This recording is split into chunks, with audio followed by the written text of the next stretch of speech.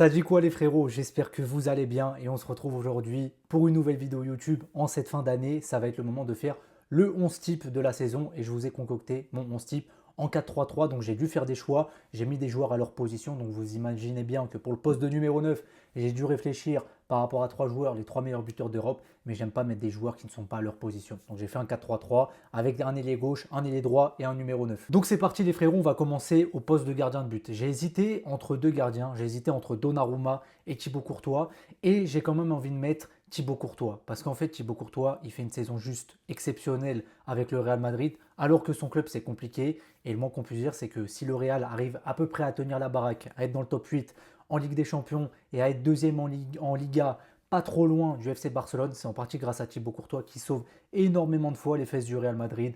Encore une fois, je ne sais pas quel âge il a, 33 ou 34 ans, il est toujours à un top niveau, c'est juste exceptionnel. On va passer à la ligne défensive maintenant les frérots, et j'ai un petit peu hésité, mais mon choix au final a été fait et je me suis porté sur Jurien Timber.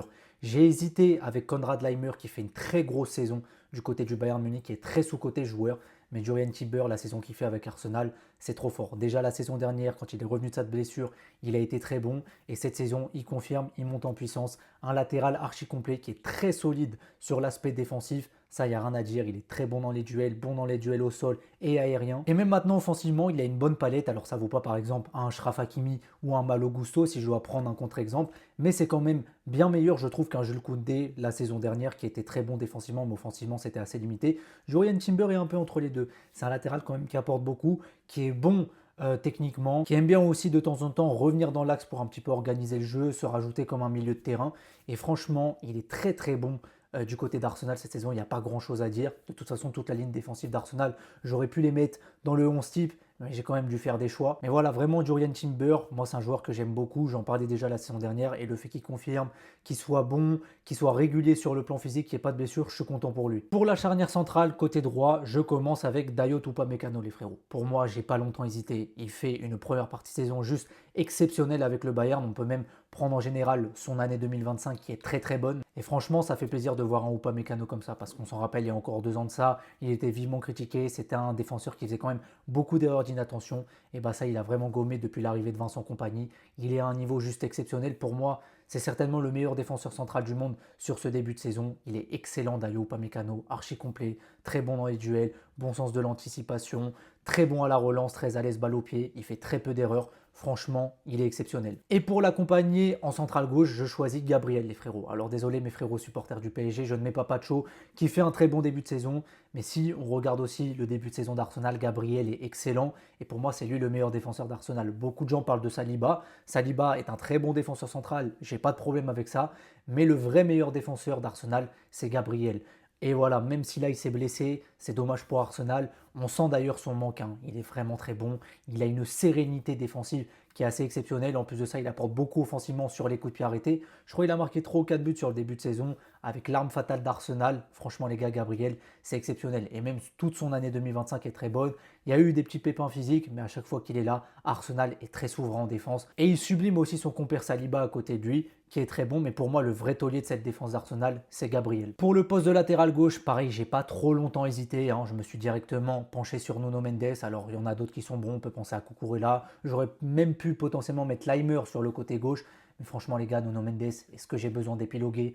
Non, il fait une très grosse première partie de saison, même s'il y a une blessure de 3 semaines au mois de novembre.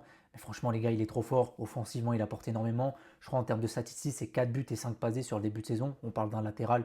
Franchement, les gars, Nuno Mendes, il est en train de prendre une dimension juste extraordinaire. J'ai pas besoin d'épiloguer plus que ça parce que pour moi, il n'y a pas de débat. C'est lui le meilleur latéral gauche sur cette première partie de saison. On passe au milieu à 3, les frérots. Alors, il y en a deux, j'ai pas trop hésité. Le premier, c'est Vitinha. Est-ce que j'ai besoin d'épiloguer? Pareil, si on prend toute son année 2025, c'est le meilleur milieu de terrain du monde. Sa première partie de saison est exceptionnelle. C'est juste incroyable. Pareil, il continue d'évoluer au fur et à mesure du temps. Déjà, la saison dernière, c'était incroyable. Et là, sur ce début de saison 2025-2026, où il enchaîne les minutes avec le fait que le PSG n'ait pas eu beaucoup de prépa, hein, 3 semaines de repos, et derrière une semaine de préparation physique pour enchaîner avec le match de Supercoupe face à Tottenham, Vitinha enchaîne, il n'y a pas de pépin physique, on touche du bois en espérant que ça continue comme ça et qu'il nous fasse la même deuxième partie de saison.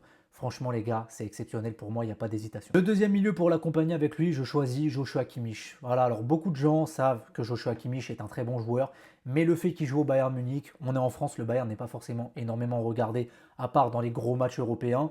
Et même si tu regardes que les gros matchs européens, bah, tu vois que Kimmich, il a répondu présent, que ce soit face au PSG et même face à Arsenal, où il a été très bon malgré la défaite de son club. Mais moi, personnellement, qui suis beaucoup le Bayern en Bundesliga cette année, parce qu'il y a beaucoup de joueurs que j'aime beaucoup, comme Olysée, comme Upamecano, comme Lennart Karl.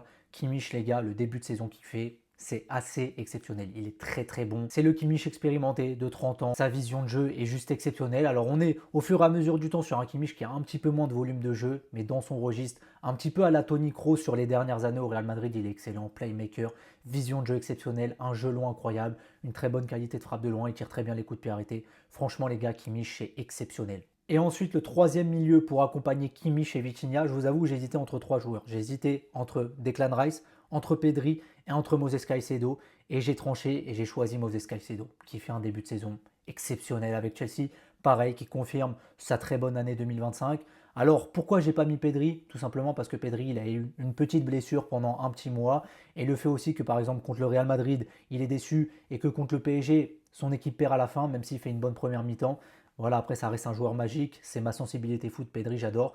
Mais si je récompense vraiment toute la première partie de saison, pour moi, Caicedo, c'est le plus régulier et il est à un super niveau. Franchement, les gars, Caicedo, il est excellent. Dans les gros matchs, il répond présent. Il est trop, trop fort, les gars. Son abattage défensif est exceptionnel. Il est partout sur le terrain. Franchement, il rappelle N'Golo Kanté. Balle au pied, il s'améliore. Alors, c'est pas aussi bon techniquement qu'un Vitinha, qu'un Kimmich ou qu'un Pedri. Mais il y a quand même une amélioration. Il apporte aussi beaucoup plus dans le dernier tiers du terrain par rapport aux saisons d'avant. Franchement, les gars, Moses Caicedo, c'est un très très haut niveau. Maintenant, on va passer à l'attaque à 3, les frérots. Sur le côté gauche, j'ai choisi Jérémy Doku, qui fait un superbe début de saison avec Manchester City. Maintenant, quand on regarde les ailiers gauche sur ce début de saison, il n'y a pas énormément de concurrence, parce que voilà, Rafinha est très bon, mais pareil, il a été blessé. Il revient très bien. Mais de là à le mettre dans l'équipe type de la première partie de saison, je peux pas. Il n'a pas joué assez de matchs. Pareil au PSG, quand tu regardes Barcola, Kvara, c'est pas exceptionnel non plus sur ce début de saison. Pour moi, Doku, c'est celui qui ressort directement. Il fait un excellent début de saison avec Manchester City. Il trouve de la régularité. Là où ça pêchait aussi, c'était en termes de goal assist, de contribution décisive. Bah, il s'est amélioré. Il y a vraiment du mieux. Et après, voilà, c'est le Doku qu'on connaît. Elliot Hazer qui fait énormément de mal à son vis-à-vis. Franchement, son début de saison avec Manchester City, c'est top. Il n'y a pas besoin de trop épiloguer. Pour le poste de numéro 9, les gars, j'ai hésité du coup entre Haaland, Mbappé et Harry Kane. Et j'ai tranché et j'ai choisi Erling Haaland, qui fait un très gros début de saison, que ce soit avec Manchester City et avec la Norvège. J'ai choisi Erling Haaland, même si au final sur le papier c'est peut-être le 9 des 3 qui sait faire le moins de choses, qui est le moins complet, mais dans son registre de vrai numéro 9, c'est exceptionnel les gars. Je ne sais pas combien de buts il a des stats juste stratosphériques. Franchement, il est incroyable, il répond présent même dans les gros matchs en Ligue des Champions. En PL, il marque aussi. Avec la Norvège aussi, il est présent. Et pour moi, j'ai envie de récompenser ça, même si j'aurais pu mettre Kane, j'aurais pu mettre Mbappé, que je ne considère pas non plus comme un numéro 9. C'est aussi pour ça que Mbappé, il partait avec du retard. Mais voilà les gars, Erling Haaland pour moi son début de saison c'est exceptionnel, c'est pour ça que je le mets. Et ensuite sur le poste d'ailier droit, j'ai hésité entre deux joueurs et j'ai fait un choix peut-être qui va vous surprendre, mais j'ai mis Mason Greenwood. J'aurais pu mettre Michael Olise qui fait un très gros début de saison, mais mon petit problème avec Michael Olise c'est que je trouve que dans les gros matchs sur ce début de saison, il peut mieux faire. Au vu de la qualité du joueur, il peut un petit peu mieux faire et c'est pour ça que je ne l'ai pas mis dans le 11 type de la saison au poste d'ailier droit et je mets Mason Greenwood. En tant que Parisien, ça me fait mal, surtout qu'on connaît les antécédents du joueur en dehors du terrain. C'est un joueur que j'aime absolument pas. Je ne peux pas aimer joueur, d'autant plus que en plus de ça, il joue à Marseille. Mais voilà, si on parle purement football, les frérots, il faut avouer que Mason Greenwood fait un très gros début de saison avec l'OM. Au-delà de ses statistiques qui sont très bonnes, je crois qu'il a 13 buts et 5 passes décisives, c'est le meilleur buteur de Ligue 1. Et même en Ligue des Champions, il est bon avec l'OM. Il répond présent dans les gros matchs, même s'il n'y a pas forcément de contribution décisive. Je pense au match même contre le Real où il n'a pas été décisif, mais il a été bon. Franchement, il faut dire ce qu'est, les gars. Greenwood, il a trouvé de la régularité qu'il n'avait pas la saison dernière. La saison dernière, je trouvais que dans les contenus de match, notamment face aux gros clubs, donc notamment en Ligue 1, c'était insuffisant par rapport au joueur qu'il est, par rapport au talent qu'il a. Or, cette saison, il répond présent par les statistiques et même dans le jeu, il est omniprésent. Il a une très bonne vision de jeu, une superbe qualité de centre. C'est un très bon dribbleur. Voilà les frérots, j'ai pas grand chose à dire. Il joue à l'OM certes, donc j'aurais peut-être pu mettre Olise, il y en a, vous allez vous scandaliser. Mais si je suis honnête, les gars, Mason Greenwood, il m'a fait forte impression si on parle purement football. C'est pour ça que pour moi, il mérite potentiellement d'être dans le 11 de cette première partie de saison. Et donc voici les frérots ce que donne le 11 type de la saison. Je le trouve vraiment pas mal. N'hésitez pas à me dire ce que vous en pensez dans les commentaires. N'hésitez pas à me donner votre 11 de la saison. Et on se retrouve très vite pour une prochaine vidéo. N'hésitez pas à vous abonner aussi sur TikTok, sur Insta et sur YouTube. Et je vous dis à très bientôt les frérots.